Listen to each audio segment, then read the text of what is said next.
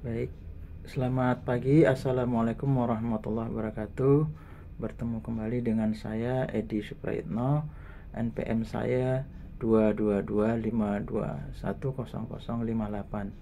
Baik, pada kesempatan kali ini saya akan menjelaskan tentang tiga hal, yaitu pertama marginal dan total utility, kemudian penyebab excess demand dan excess supply, selanjutnya fungsi kebijakan pemerintah terhadap harga pasar. Baik, kita lanjut yang pertama, yaitu marginal dan total utility. Baik, untuk poin yang pertama ini berkaitan dengan teori perilaku konsumen, di mana hal ini adalah merupakan pendekatan pasar. Pendekatan marginal utility ini adalah nilai guna ataupun kepuasan yang diperoleh seseorang dari mengkonsumsi barang-barang. Untuk menjelaskan perilaku konsumen dalam memenuhi kepuasannya digunakan anggapan bahwasanya pertama, utility tersebut dapat diukur dengan uang atau satuan lainnya.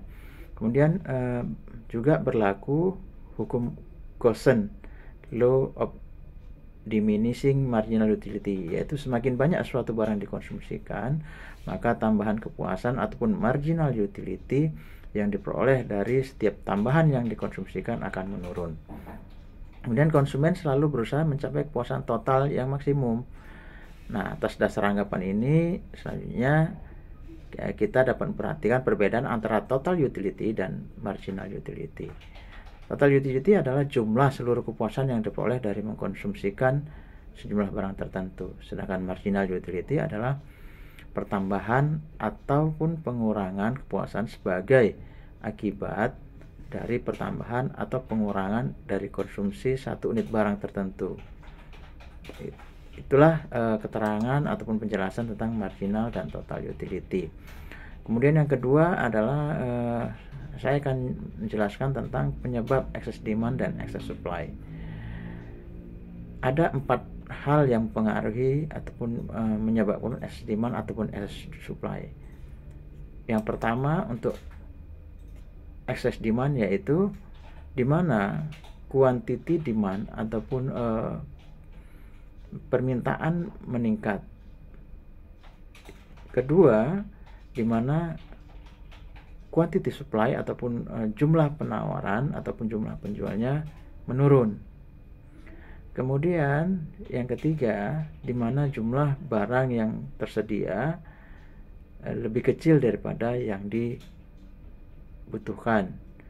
Yang keempat, yaitu ketika harga barang mengalami kenaikan. Kemudian untuk excess supply ini mungkin kebalikannya, di mana ketika quantity demand menurun, maka terjadi peningkatan harga. Kemudian untuk quantity supply, di mana naik, maka akan mempengaruhi harga juga. Begitu juga dengan jumlah inventory. Jika inventorinya lebih besar daripada permintaan, maka bisa menyebabkan kemungkinan menurun ataupun daya beli naik. Kemudian harga barang turun, ini juga mempengaruhi excess supply.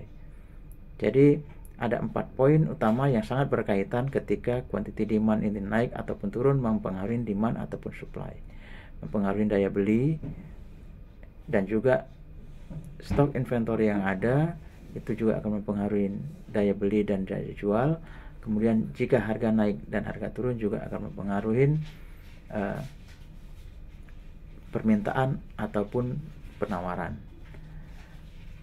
Itu adalah 4 poin mengenai penawaran dan permintaan, excess demand dan excess supply.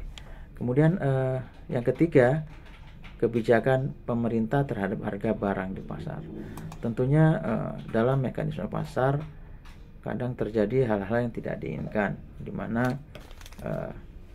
kenaikan harga bisa tidak terkontrol ataupun jumlah barang yang tersedia bisa berlebihan atau stok barang di pasaran menghilang sedikit, sehingga untuk mengatasi ini sangat dibutuhkan kebijakan pemerintah untuk dapat memproteksi agar tidak terjadi